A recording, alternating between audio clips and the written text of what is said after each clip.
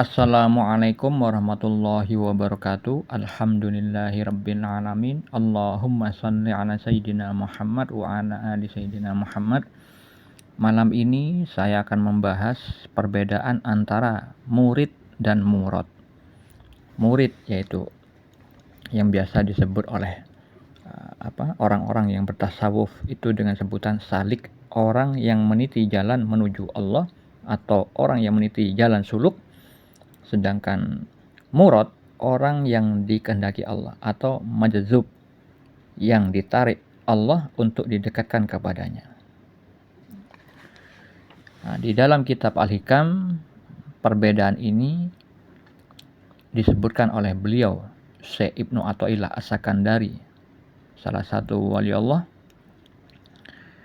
Betapa jauh bedanya antara orang yang berdalil bahwa adanya Allah menunjukkan adanya alam, dan orang yang berdalil bahwa adanya alam menunjukkan adanya Allah. Kalau orang itu murad, dari kalangan murad, orang yang majzub, itu orang yang berdalil bahwa adanya Allah itu menunjukkan adanya alam. Sedangkan murid atau salik itu orang yang berdalil bahwa adanya alam menunjukkan adanya Allah. Agar memudahkan, saya sebut saja kalau salik itu makrifat umum, sedangkan murad orang yang dikehendaki Allah itu makrifat khusus. Makrifat umum yaitu orang yang mengenal Allah dengan sarana belajar dari ilmu syariat. Agar mengenal Allah itu melalui sarana itu. Tetapi seorang murad, seorang yang makrifat yang khusus, tahu Allah melalui Allah sendiri, mengenal Allah melalui Allah itu sendiri. Oleh karena itu saya beri gambaran yang mudah dipahami, yaitu di dunia perkantoran. Gambaran dari makrifat umum adalah ketika saya sendiri melamar ke sebuah perusahaan. Perusahaan tersebut saya kenal bagus, gajinya tinggi, terkenal, banyak cabang-cabangnya di mana-mana. Lalu saya melamar. Untuk melamar butuh apa?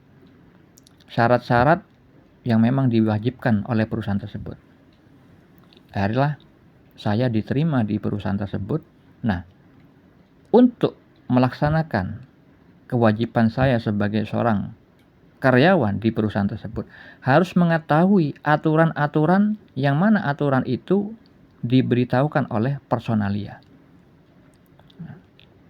Lalu setelah diberitahu, saya bekerja sesuai posisi saya sebagai karyawan di perusahaan tersebut. Saya tidak bisa mengenal orang-orang khusus di perusahaan tersebut, manajer, general manager, presiden direktur, karena saya bukan orang yang berpangkat tinggi, berjabatan tinggi di perusahaan itu, sehingga dibatasi pengetahuan-pengetahuan yang lebih spesifik tentang perusahaan itu atau rahasia-rahasia tentang perusahaan itu. Tidak bisa. Hanya sebatas ilmu tentang posisi saya menjabat di perusahaan itu, yaitu sebagai karyawan.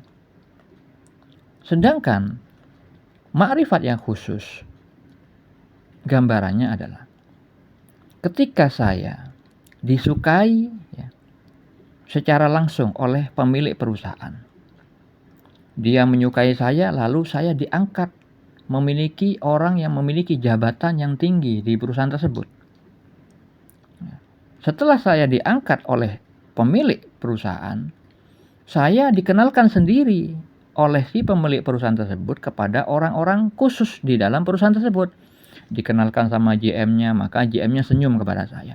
Dikenalkan kepada manajernya, maka manajernya tersenyum kepada saya. Dikenalkan kepada kepala personalia, kepala HRD, beliau senyum kepada saya. Akhirnya si bos, pemilik perusahaan ini memerintahkan untuk membantu saya di dalam menjabat sesuai jabatan yang diberikan oleh pemilik perusahaan tersebut. Akhirnya kepala HRD ya, disuruh oleh si bos, nih ajak nih si fulan ini menuju seluruh lingkungan pabrik ini, ajarkan semua tentang pabrik ini, tentang rahasia-rahasia pabrik ini, bagaimana pengeluarannya, pemasukannya, ya. Terus konsep-konsep untuk memajukan perusahaan ini juga harus diberitahu agar si fulan ini melanjutkan visi misi dari perusahaan tersebut. Nah, itu salah satu gambaran ya, untuk memudahkan. Seorang yang murad, orang yang dikehendaki Allah, orang yang didekatkan, ditarik oleh Allah Subhanahu wa taala. Dia tahu tentang sifat-sifat Allah, asma Allah, af'al Allah, ilmu syariat Allah, tentang ilmu hakikat, ilmu-ilmu rahasia itu dari Allah itu sendiri. Walaupun diperantarakan misalkan melalui malaikat. Ya. Jadi bukan karena belajar meniti perjalanan suluk melalui bacaan-bacaan. Tidak. Tapi ya, diberitahu dari atas menuju turun. Diberitahu oleh Allah untuk memahami kepada apa-apa yang Allah tunjukkan. Sedangkan seorang murid, orang yang makrifat dengan cara yang umum, dia dari bawah menuju naik. Ya, belajar tentang ciptaan-ciptaannya, ya, terkadang kepleset kepada kesesatan kalau dia tidak berguru, seperti hanya banyak orang-orang di Facebook ya, mengatakan tentang Nur Muhammad dengan seenaknya, mengatakan tentang fana bako dengan seenaknya, menurut akal-akal dia.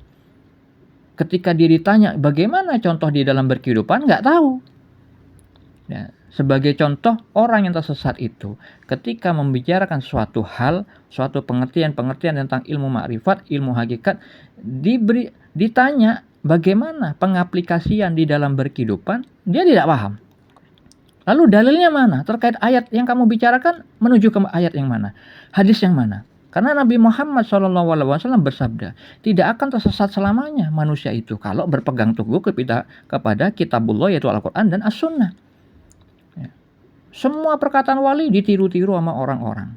Padahal bukan tempatnya. Allah Ta'ala berfirman di dalam surat Al-An'am ayat 132, manusia itu ada tingkatannya. Dan Allah menganjurkan kepada Nabi Muhammad SAW untuk berbuat sesuai kedudukannya di dalam surat Al-An'am ayat 135. Jadi orang yang makrifat umum, orang yang belajar ya, dari ilmu bacaan, ini seringkali melampaui batasnya. Tidak pada makomnya bicara tentang ilmu hakikat, hingga sesat dan menyesatkan. Nah, ini yang sering terjadi kepada saudara-saudara kita.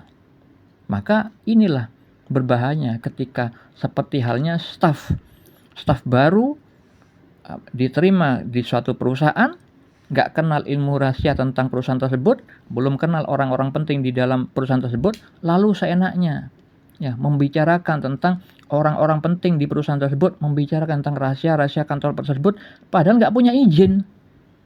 Ya. Walaupun niatnya bagus, nggak punya izin, bisa-bisa dipecat.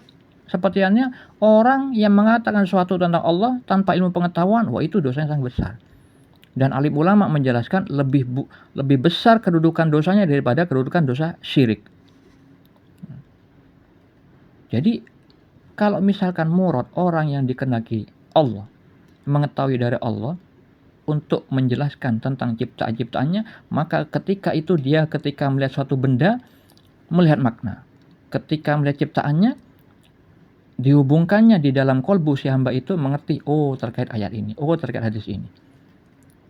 Jadi zikirnya sudah bukan dengan perkataan membaca kalimat thayyibah, tapi di dalam kolbunya Allah memberikan makna sehingga dengan makna itu mengingat firman-firman Allah. Ini yang dikatakan Syekh Abdul Qadir Al-Jilani, tidak diketahui dan tidak diingatnya kecuali hanya firman Allah. Jadi itulah sekilas tentang perbedaan murid dan murad. Ya. Untuk tahu lebih jelasnya memang harus berdurasi lama. Supaya tahu contoh-contohnya. Mungkin bisa dilihat di channel saya, di channel YouTube saya, di akun ini ada saya sertakan di bio saya. Semoga bermanfaat. Assalamualaikum warahmatullahi wabarakatuh.